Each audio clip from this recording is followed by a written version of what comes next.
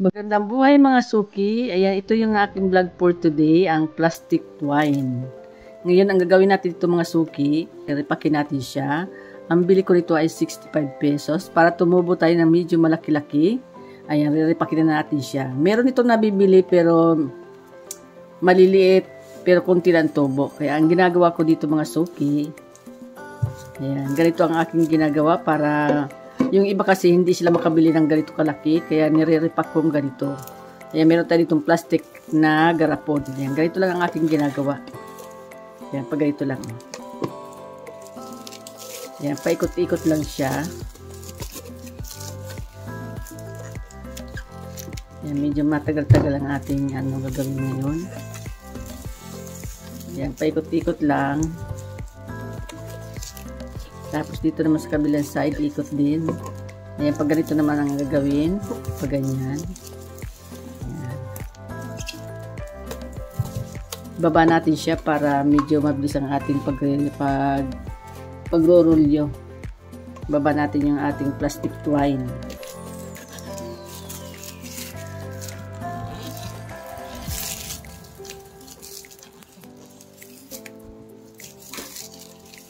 Ayan. Paikis lang ang aking ginagawa mga suki.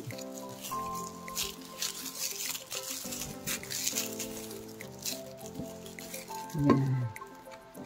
Ganito lang siya. Ayan, gupitin na natin.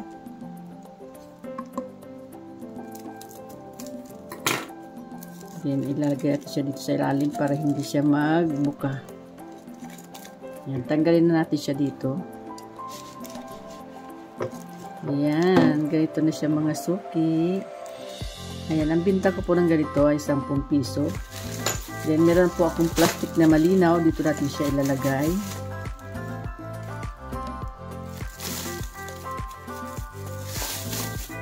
Oh, ibang ganda niya. Para siya yung nabibili. Ayan, then tali natin siya pag ganito.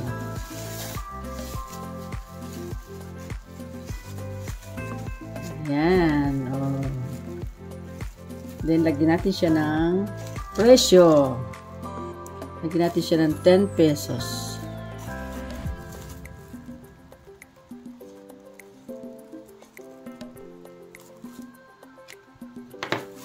Ayan, 10 pesos. Ayan, lagyan natin siya ng presyo.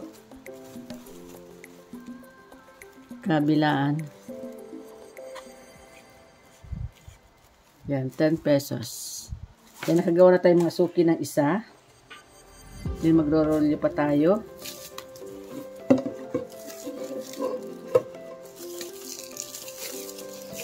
Yan, paikis lang ang ating gagawin. Ulitin lang yung ating ginawa kanina. Then, paikis naman.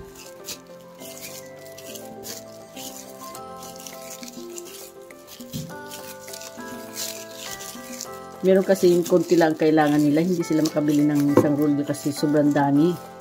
Marami yung isang rolyo. Kaya ang ginagawa ko, nire-repack ko siya ng ganito. Yan. Medyo malaki ang kita natin dito. Yan.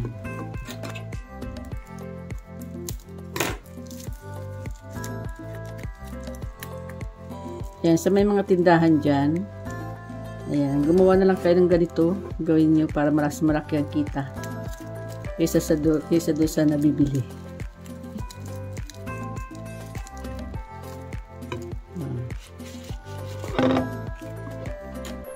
Yan, yan, kad-kad.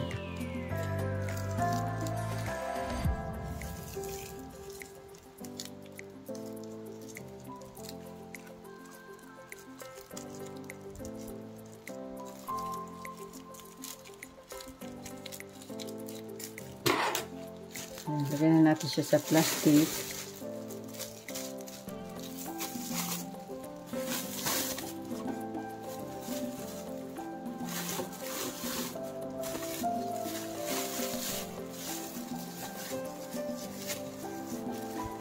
Then, lagyan natin siya ng presyo.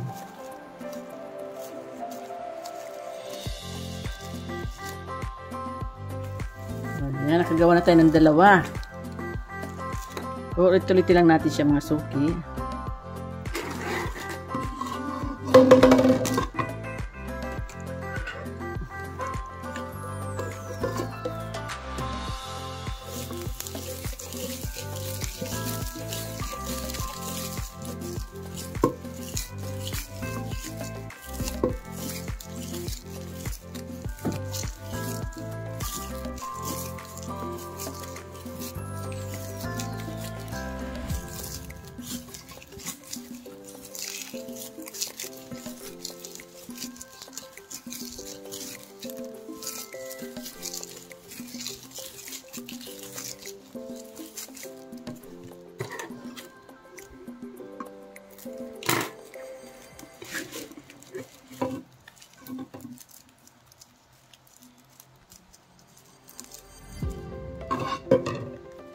Ayan.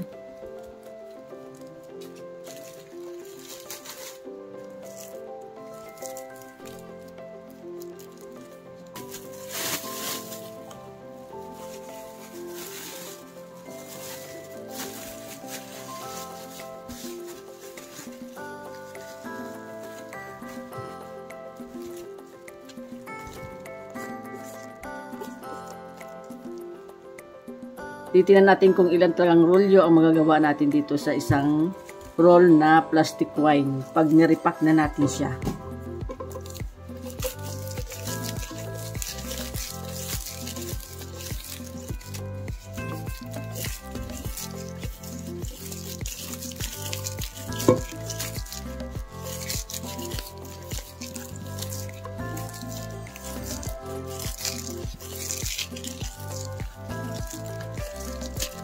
Yan, so yung mga tindahan dyan, ayan, ganito lang ang gawin yung mga suki para mas malaki ang kita. Yan, ganito ang gawin yung mga suki para mas malaki ang tubo. Ripakin nyo yung plastic wine na isang rolyo.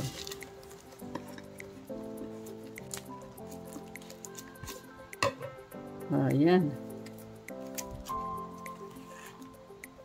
Ayan, ito na mga suki yung aking naripak na plastic wine. Ayan, bilangin na natin.